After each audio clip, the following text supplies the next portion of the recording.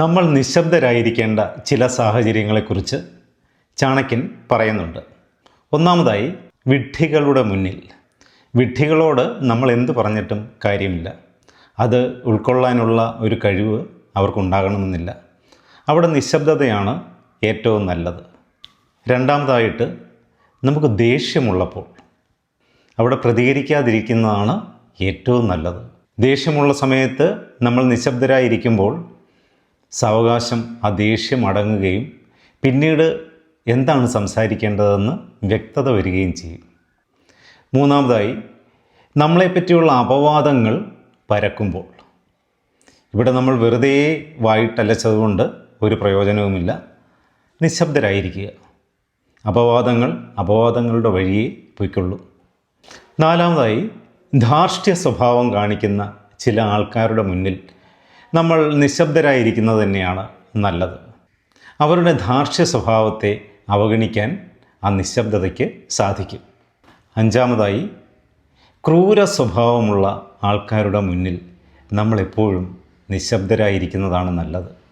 നമ്മുടെ നന്മ മനസ്സിലാക്കുവാനും എന്താണ് നന്നായി സംസാരിക്കേണ്ടത് എന്ന് മനസ്സിലാക്കാനും അവർക്ക് പറ്റുകയില്ല. അങ്ങനെയുള്ള സാഹചര്യങ്ങളിൽ നിശബ്ദത പാലിക്കുന്നതാണ് നല്ലത്.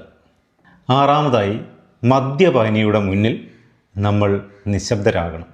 സ്വബോധം നഷ്ടപ്പെട്ടവനാണ് മദ്യപാനി. അവനോട് എന്ത് പറഞ്ഞിട്ടും പ്രയോജനമില്ല. അവിടെ നിശബ്ദത തന്നെയാണ് ഏറ്റവും നല്ലത്. ഏഴാമതായി, സ്വേച്ഛാധിപതിയുടെ മുന്നിൽ. അയാൾ എപ്പോഴും സ്വന്തം ഇഷ്ടങ്ങൾ മാത്രമേ പ്രാവർത്തികമാക്കുകയുള്ളൂ. അവിടെ നമ്മുടെ പ്രതികരണത്തിന് ഒരു വിലയുമില്ലാതാകും. അങ്ങനെയുള്ള സന്ദർഭങ്ങളിൽ നിശബ്ദതയാണ് നല്ലതെന്ന് ചാണക്യൻ പറയുന്നു. എട്ടാമതായി, നമ്മൾ അതീവ ദുഃഖിതരായിരിക്കുമ്പോൾ നിശബ്ദത തന്നെയാണ് നല്ലത്. ആ സാഹചര്യങ്ങളിൽ ഒന്നും പ്രവർത്തിക്കുകയോ ഒന്നും സംസാരിക്കുകയോ ചെയ്യേണ്ട കാര്യമില്ല. അത് വിപരീത ഫലമായിരിക്കും ഉണ്ടാക്കുക. അവിടെ നിശബ്ദത ഏറ്റവും നല്ല കാര്യം തന്നെയാണ്.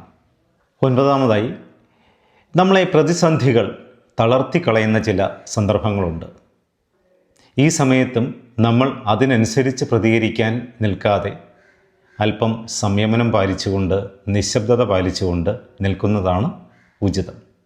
പത്താമതായി, മറ്റുള്ളവരെ കേൾക്കുന്ന സമയത്ത് അവിടെ നിശബ്ദതയാണ് നല്ലത്. അവരെ മനസ്സിലാക്കാനും അവർ പറയുന്ന കാര്യങ്ങൾ എന്താണ് എന്ന് വ്യക്തമായി മനസ്സിലാക്കാനും ആ നിശബ്ദതയ്ക്ക് സാധിക്കും. ഇങ്ങനെ 10 കാര്യങ്ങളെ